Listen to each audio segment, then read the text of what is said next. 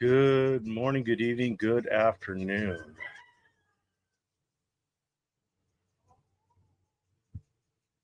I got two different Joey Simpsons, or at least two different pictures of Joey Simpson in my comments already.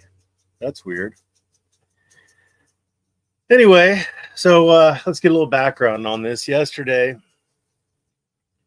in my Discord, someone asked once again about Chille. Can Chille is the dismissal of Chille's criminal case going to affect his civil case against Bork? Now, the answer to that is probably not. It could. I mean, anything could happen, but probably not. And when I say probably not, it doesn't mean that I want it to affect it one way or another, or I give a shit if it gets affected one way or the other. Oh no, you'll hear the roosters, Jason. They've been around. But that's what my legal analysis leads me to believe. Now, I've been saying that that because Chille's other claims were dismissed with prejudice, and he didn't appeal them in a timely fashion, they were dead. But yesterday, I got to thinking, after I answered the question, I got to thinking, I'm like, wait a minute, that doesn't sound right at all. But in my head, I was thinking that Freeman, James Springer, in his case, Springer versus the 7th Judicial District Court, he had some claims dismissed with prejudice, and he had some claims dismissed without prejudice. For those of you who are brand new, with prejudice means that you can't bring them again; they're barred. So you could never bring that cause of action again. Without prejudice means that you can bring it again. And I thought, Springer had some dismissed with prejudice, some dismissed without prejudice, and he just filed an appeal right away. And I don't know why I just accepted it. Like, sometimes people do things and you just assume they know what the fuck they're doing. But it got me thinking about it. I'm like, wait a minute. I don't think that there's been a final disposition in Chille's case. And until there's a final disposition, the Court of Appeals doesn't have jurisdiction. Until the case is finally disposed, the district court doesn't have, or the Court of Appeals does not have jurisdiction. So if Chille had appealed those dismissed claims, the claims that were dismissed with prejudice, then the Court of Appeals, the Ninth Circuit Court of Appeals, would have kicked it back and said, no, there's no final decision. Now, you can have the district court certify the matter for appeal. It's like Federal Rules of Civil Procedure 54B, I think, FRCP 54.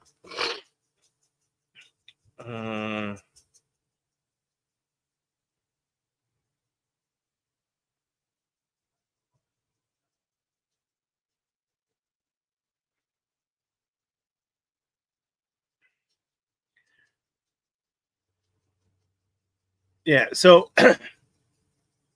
so you could ask the district court to certify the case for appeal early by making it a final decision. You could have the circuit court certify the case for appeal, and then the Court of Appeals will hear it. Now that doesn't often, well, I guess it happens often, but it's not the preferred method. It's a disfavored thing to do. So as far as Chille's claims are concerned, for now, the dismissed with prejudice claims are dismissed with prejudice. Because they were dismissed with prejudice and because Chille refiled them, that is technically a sanctionable event. Chille and his attorney, since his attorney is arguing it, Michael, could, in theory, get sanctioned by the district court for bringing up those dismissed with prejudice by filing an amended complaint that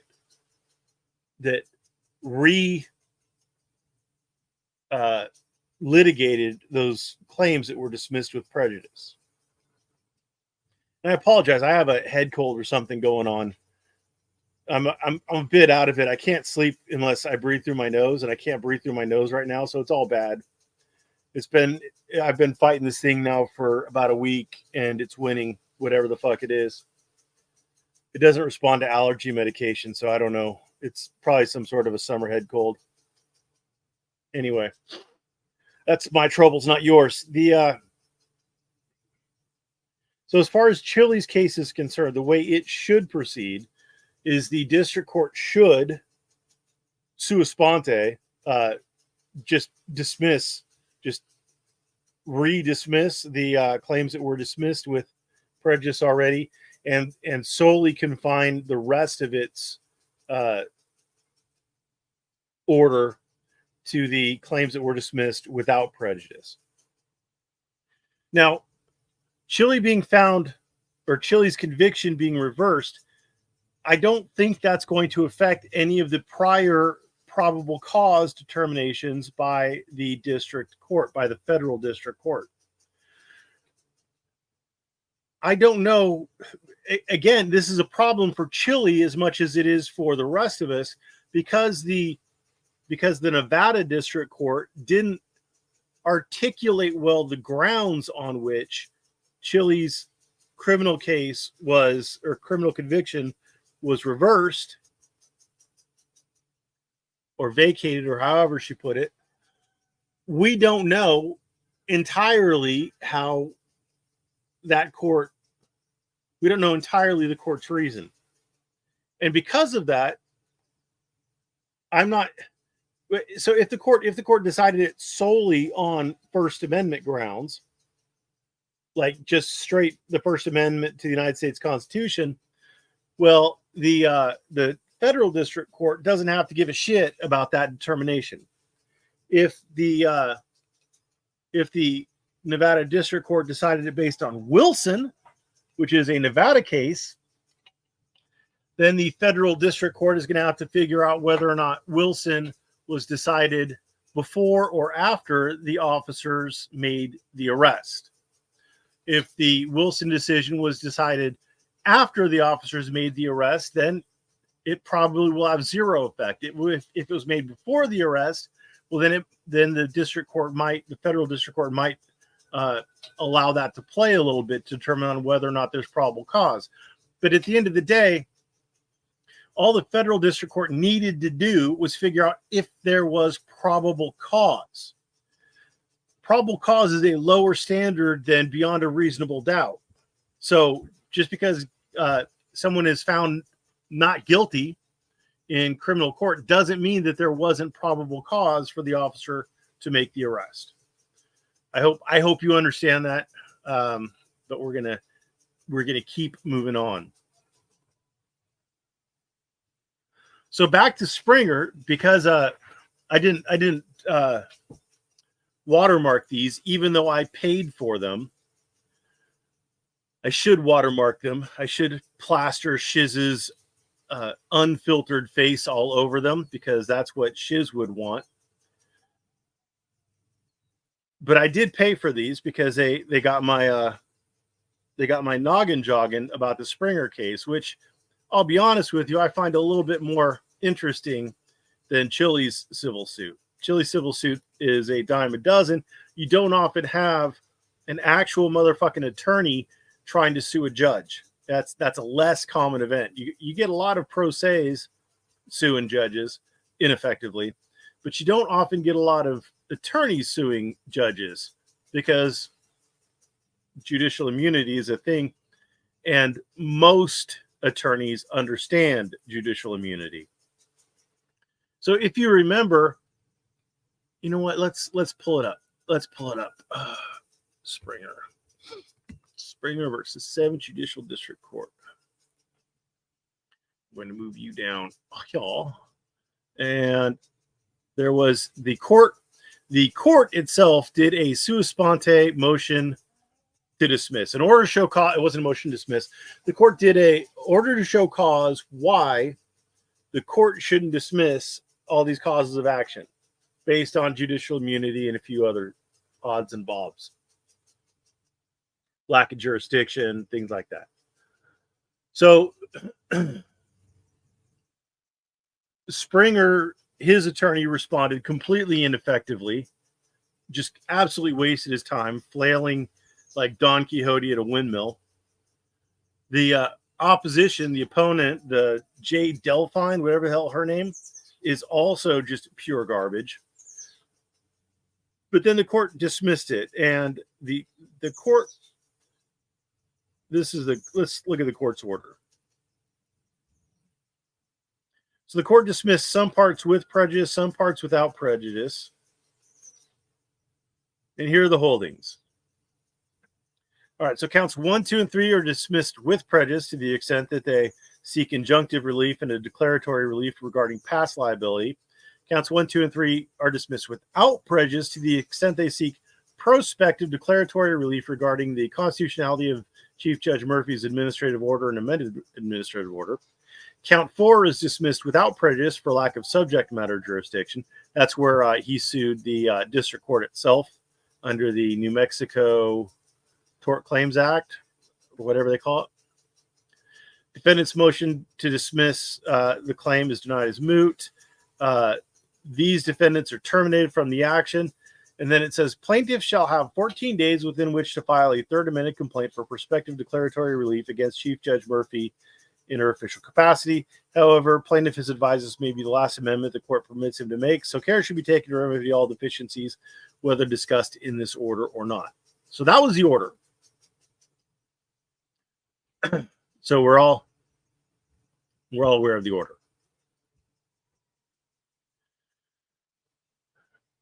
So then there's the appeal, and the clerk of the court, just so you know, the clerk of the court in this instance, the clerk of the court is not the gal who sits behind the window taking your money and the paperwork that you want to file. This guy, Christopher Wolpert, is an attorney. He's a good attorney. He's been doing this kind of stuff for a long time.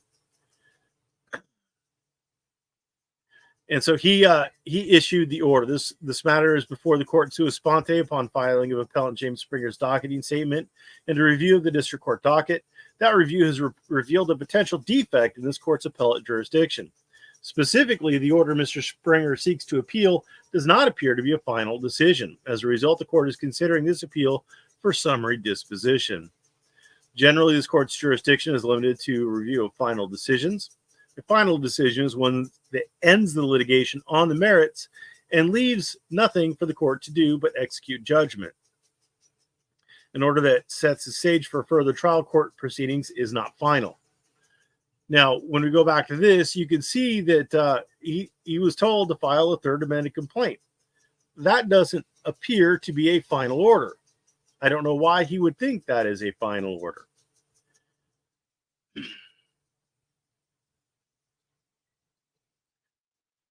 Well, no, I'm not going to get into Cook yet. All right. So he continues in the order. He says here, Mr. Springer seeks an appeal of an order of a district court that dismissed his second amended complaint, but also explicitly granted him leave to file a third amended complaint. Plaintiff shall have 14 days within which to file a third amended complaint. Given that the order Mr. Springer seeks to appeal contemplates further litigation in the trial court, it appears to be an order that sets the stage for further trial court proceedings and therefore does not appear to be a final order. It does not appear that the district court has entered any order that has ended this litigation on the merits. Rather, it appears that this action remains pending and the district court case remains ongoing. Given the apparent lack of finality, it does not appear that appellate jurisdiction exists. The court in the honor before July 9th, Mr. Springer may file a written response to this order, setting forth any basis in law or fact for this court to exercise appellate jurisdiction over this appeal. Alternatively, Mr. Springer may file a motion to voluntarily dismiss this appeal under FRAP 42. Or Mr. Springer may choose not to respond to this order. If Mr. Springer chooses not to respond to this order on or before July 9th, 2024, the court will dismiss this appeal without any additional notice. See 10th Circuit Rule 42.1. The dismissal of this appeal will not preclude a timely appeal from a final judgment or otherwise appealable order at a later date. Briefing on the merits is suspended pending further order of the court.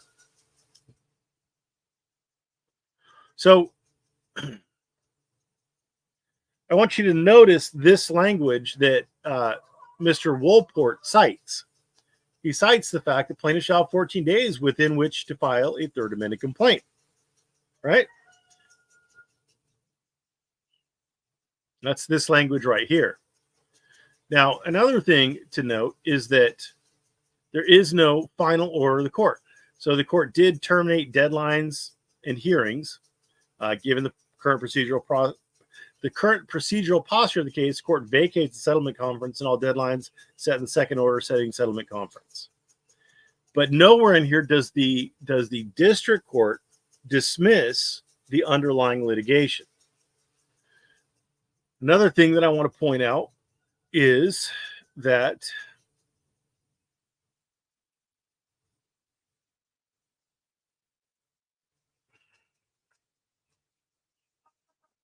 this doesn't say what the court will do if he doesn't file within 14 days. It doesn't say the court will dismiss the case if he doesn't file his third amended complaint within 14 days. That specifically should tell you something. If you were a good attorney, which it does not appear that A. Blair Dunn is, you would realize that this statement saying that what you have to do, here's what you have to do, but it doesn't say what the consequences are. And it certainly doesn't say that if you don't file within 14 days that your case will be dismissed. So the order says you have 14 days. The clerk of the court is aware of it. Despite that, he says that you need to show cause. It's essentially an order to show cause.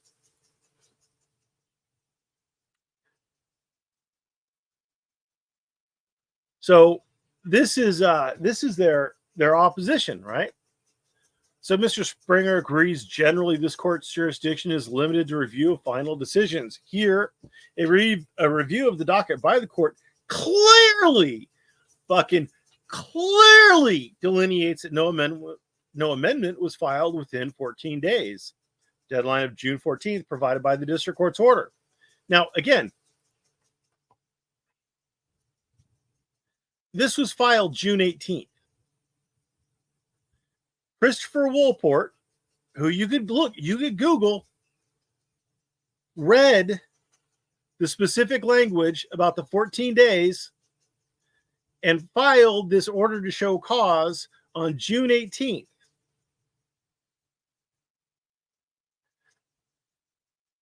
The court's order was filed on May 31st. Now, if you get out your little fingers and your toes, you could count from May 31st forward 14 days, and that's June 14th, give or take.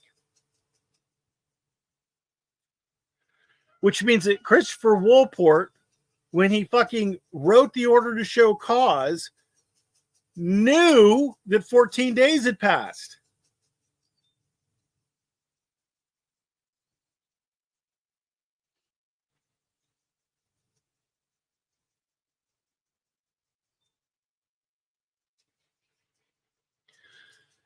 And A. Blair Dunn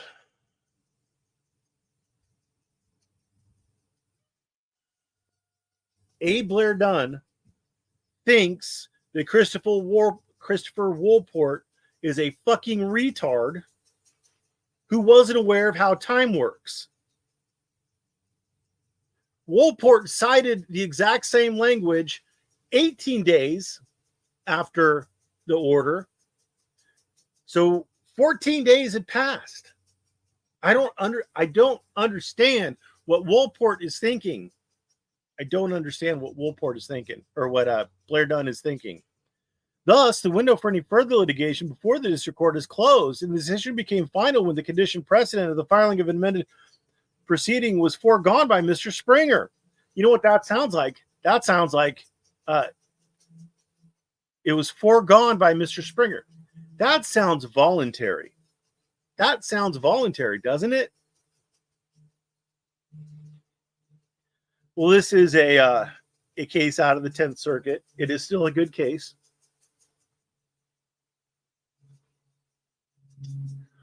A plaintiff cannot be allowed to undermine the requirements of Rule 54B by seeking voluntary dismissal of her remaining claims and then appealing the claim that was dismissed with prejudice. Here, Cook has attempted to subvert the requirements of Rule 54B by voluntarily dismissing her first and second claims when the district court would not grant certification on her third claim for relief. Under 28 U.S.C. 1291, we have jurisdiction only over final orders of the district court. Although the district court no longer has jurisdiction over any part of this action, we cannot conclude that its two orders render Cook's action final for purposes of appeal. Because of her first two claims for relief were dismissed without prejudice, she remains free to file another complaint raising those same claims. In summary, when a plaintiff voluntarily requests dismissal of her remaining claims without prejudice in order to appeal from an order that dismisses another claim with prejudice, we conclude that the order is not final for the purpose of 1291. So, what is the functional difference? I got to get some water or something because I'm about to die. I will leave you with, got to blow my nose too. I will leave you with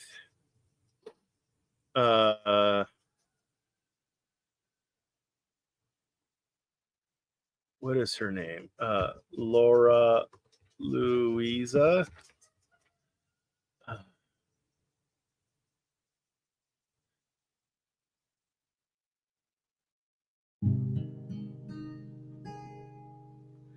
What's your mama's name, child? What's your mama's name? 30-some odd years ago, a young man came to Memphis, asking about a rose that used to blossom in his world. People never took the time to mind the poor man's questions, till one day they heard him ask a little green-eyed girl, what's your mama's name, child? What's your mama's name? Does she ever talk about a place called New Orleans? Has she ever mentioned a man named Buford Wilson? What's your mama's name, child? What's your mama's name? 20-some odd years ago, a drunkard down in Memphis lost a month of life of labor to the county jail, just because he asked a little green-eyed girl a question and offered her a nickel's worth of candy if she'd tell. A year and some odd days ago, an old man died of Memphis, just another wayward soul the county had to claim. Inside the old man's ragged coat, they... Alrighty. Where were we? What were we doing?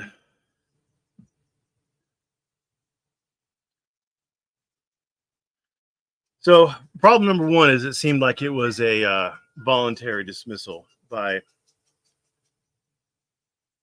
Springer. He saw that there was a 14-day deadline. He decided to run it out. So that's functionally the same thing as voluntary. The second issue that I see so far is that the 14 days didn't say what the actual, what would happen if the 14 days ran out. So I don't know why he says, thus, given that a final decision is once it ends litigation on the merits and leaves nothing for the court to do but execute a judgment. That's not a sentence. Thus, given that a final decision is one that ends the litigation on the merits and leaves nothing for the court to do but execute judgment, blah, blah, blah, right? That's not a full sentence.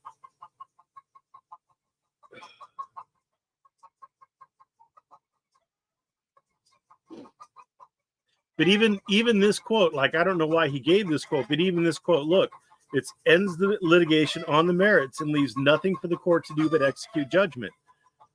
There's nothing in that statement about you have 14 days to file an amended complaint that shows the litigation was ended on the merits.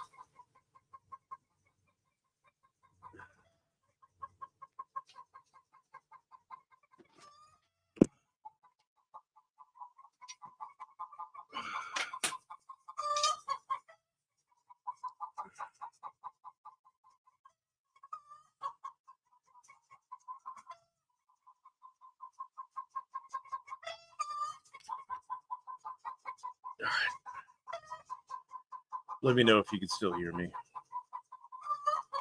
Check, check, check. Check, check, check.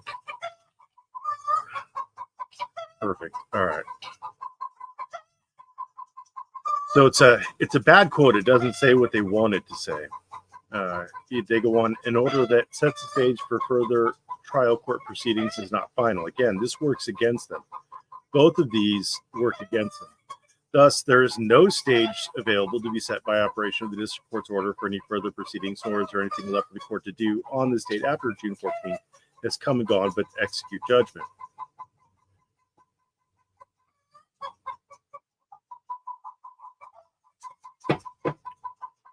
Now, here's the problem. The problem is that is accurately, or it's factually inaccurate. The court has already dismissed everything, either with or without prejudice. So there's literally nothing for the court to do. The court is not in a position to execute judgment. The complaint has been dismissed. The court can terminate the action, but that's not a judgment. There's nothing to prevent Springer from filing the dismissed without prejudice claims, either in the same court or in a different court. He can always refile. I hope the chickens aren't coming out too loud. I apologize for them, but I don't apologize too much. And he signs it, A. Blair Dunn. He's proud of his work, his craftsmanship. It's just pure shit. So then this is Christopher Woolport jumps back in, and he says this matters before the court on the filing of appellant James Springer's response to the court's June 18th, 2024 order. Upon consideration, the court orders appellees to file a written response to Mr. Springer's submission. Appellees shall address the issues raised by the court's June 18th, 2024 order and also respond to Mr. Springer's submission. Appellee's written response shall be served and filed on or before July 8th, 2024. Merits briefing remains suspended. Again, that's Christopher Woolport. Now, for those of you who aren't aware, I found that the attorney on the side of the 7th Judicial District Court is as bad or worse than A. Blair Dunn. This isn't me wanting one side to win or the other side to win. This is me looking at their fucking pleadings and at the choices they make and saying, what the fuck, you're retarded. So, as the defendant, what do you want? Do you want this to get appealed right now, or do you want it to not get appealed right now? I would suggest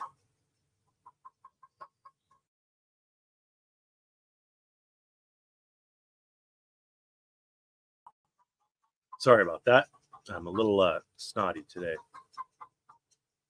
I would suggest to you that it's probably in your best interest as a defendant to have it not be appealed right now, to have the matter finished in the district court with the causes of action that were dismissed without prejudice, because number one, it's may run out the clock, and number two, it's nothing's going to get refiled. It's all going to be in the same cause of action. Whereas if you allow the appeal to go forward, the claims that were dismissed without prejudice can get refiled, and they can get refiled maybe in the state court, in the district court. I mean, we're letting things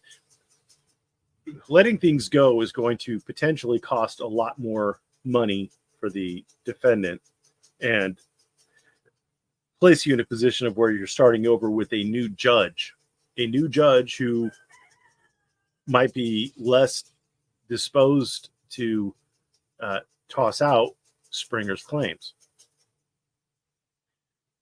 There's a lot of variables. I mean, the current judge that they have, I think they'd want to keep. I think they'd want to keep it. I think they want to run it through this current judge, because this current judge is not very interested in Springer's arguments. They're not compelling. So that's what I would do. But let's see what Jay Delphine does. So here they come. Plaintiff seeks to appeal an order dismissing second amended complaint. The district court dismissed counts 1, 2, and 3 with prejudice. Yada, yada, yada, yada, yada, yada. Okay, legal analysis. The courts of appeals are granted jurisdiction by statute over appeals from final decisions of the district courts of the United States. That dismissal was without prejudice. That a dismissal was without prejudice does not necessarily make it non-final under Section 1291. See United States v. Wallace and Tiernan. That the dismissal was without prejudice, filing another suit does not make the cause unappealable. A case dismissed without prejudice may or may not be a final appealable order depending on the circumstance. So when would a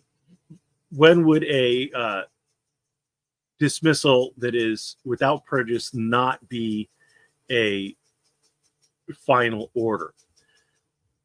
For example, there was a 10th Circuit case where all of the underlying tort claims were dismissed, but there was a tortious interference with contractual relations or something like that was not dismissed with prejudice.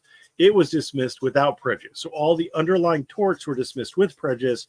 The only thing that was dismissed without prejudice was the tortious interference with contractual relations. And obviously, in order to have tortious interference with contractual relations, you need an underlying tort. Since all the underlying torts were dismissed with prejudice, even though the tortious interference with contractual relations was dismissed without prejudice, it was a final ruling because there were no torts left for that to be based on. Other situations were where, for example, the parties had dismissed the case, had dismissed some of the causes of action voluntarily and arbitrated them. That could still go ahead. There are situations where a dismissal without prejudice is still effectively a dismissal of the entire action. Or for example, if the court in Springer had filed something dismissing the action, after the 14 days had passed, if the trial court, the district court, had dismissed the action entirely, then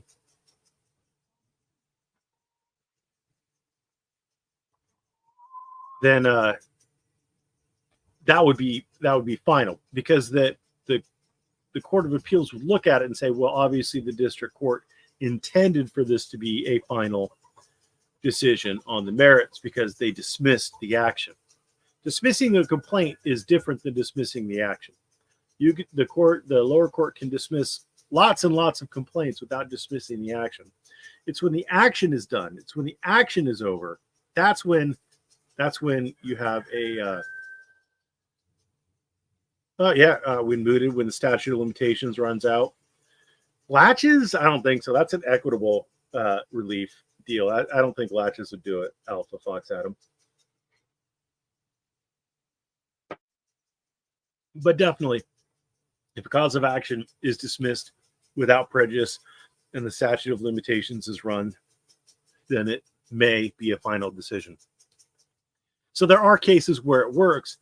We're going to have to see whether or not Jade is a good enough attorney to actually show how this particular instance is more like a final dismissal on the merits by the district court, or whether it's more like Springer voluntarily dismissed his causes of action that were dismissed with prejudice.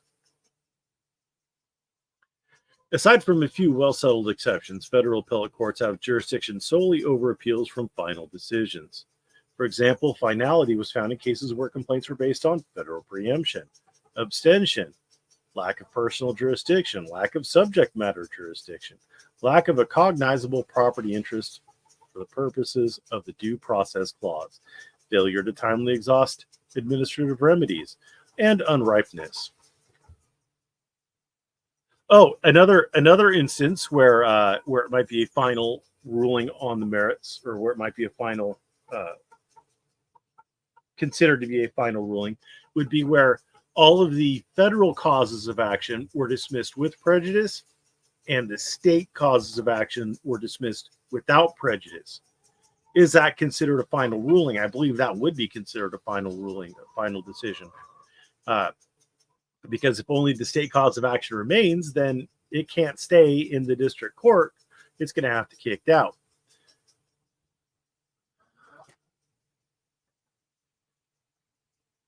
In cases where a district court dismissed a complaint because of the 11th Amendment, because the 11th Amendment barred the plaintiff's claims, the dismissal was final and appealable because a determination that the 11th Amendment was applicable sounded like a death knell of litigation in federal court. Here, the district court dismissed count 4, just count 4, of plaintiff's complaint because the 11th Amendment applied.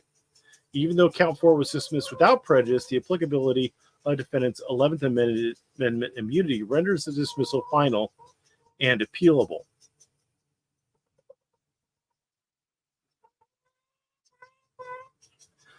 But that doesn't account for the other 3 causes of action that were dismissed without prejudice, at least in part. When a plaintiff fails to timely file an amended complaint, the case can be dismissed without prejudice pursuant to Rule 41B for noncompliance with the court's order directing her to file an amended complaint and for failure to prosecute. Can be. So again, the question would become, in this case, did the district court dismiss the action? It didn't. To the extent that the order dismissing second amended complaint may not have been final as counts 1, 2, and 3 because plaintiff had leave to amend his complaint, plaintiff's actions demonstrate that plaintiff considers the order dismissing the second amended complaint to be a final decision. Who the fuck cares what plaintiff?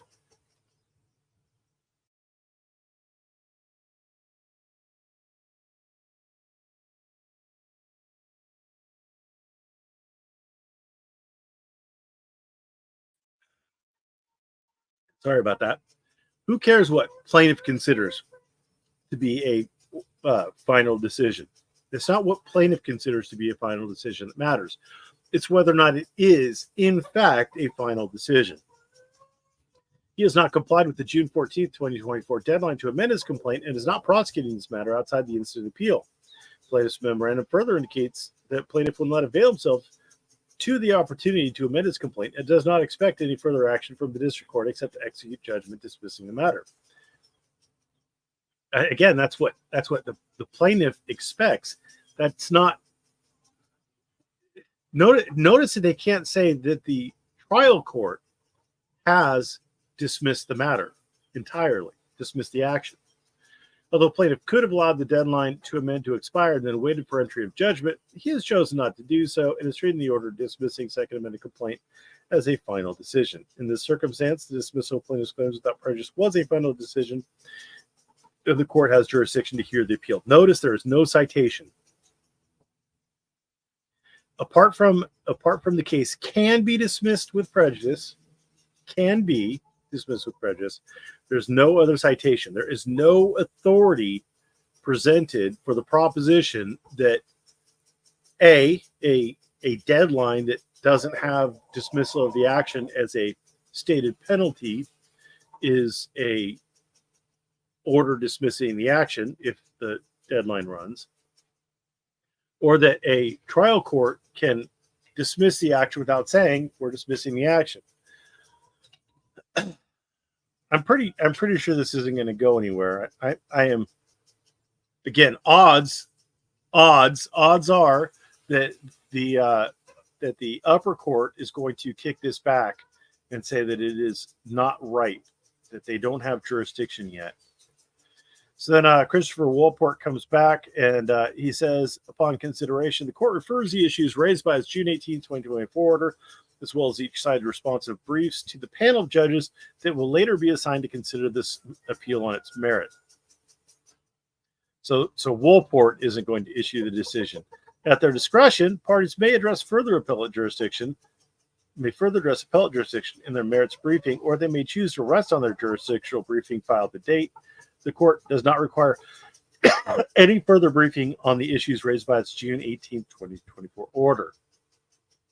The court also lifts the suspension of its merits briefing imposed by its June 18, 2024 order.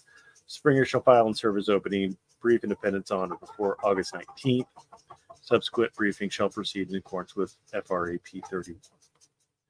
So the panel that's going to end up deciding the appeals first going to decide whether or not it has jurisdiction to decide the appeal. If it then decides it has jurisdiction to decide the appeal, then it'll look at the actual merits of it. I suspect it will say we don't have jurisdiction over this, and it'll kick it back. I don't know if it's gonna write an opinion or not. It'd be nice if it did write an opinion, but odds are that it's gonna just summarily kick it back for lack of jurisdiction, and it'll do it on not a full opinion, but just a statement. We don't have jurisdiction. It's not a final decision. So you got to finish in the district court. Anyway, that's all I got for today. Thank you for watching, and have a great day.